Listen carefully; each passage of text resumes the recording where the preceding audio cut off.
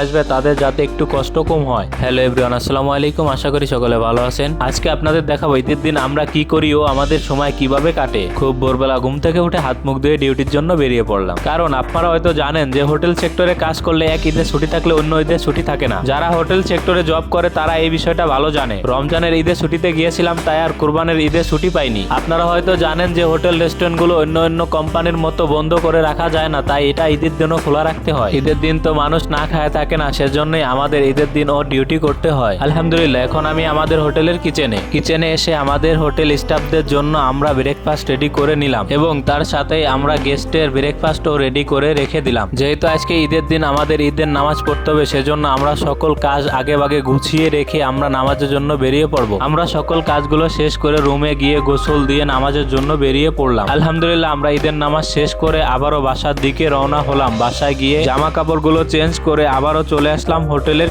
কিচেনে এসে স্টাফের সেই লাঞ্চ একে একে রেডি করে নিলাম। চট্টগ্রামের সেই বিখ্যাত মেজবানি, পোলাও, মুড়িঘণ্ট সহ আরো অনেক কিছু রেডি করতে করতে দুপুর 1টা বেজে গেল। সময় স্বল্পতার কারণে এই ভিডিওগুলো করতে পারিনি। এরপরে দেখতেই পারছেন কিছু ভেজিটেবল কেটে নিলাম, কারণ যারা ইভিনিং শিফটে আসবে তাদের যাতে একটু কষ্ট কম হয়। তো দেখতে পারছেন আমাদের দিনগুলো এভাবেই কাজের মধ্য দিয়ে কেটে যায়।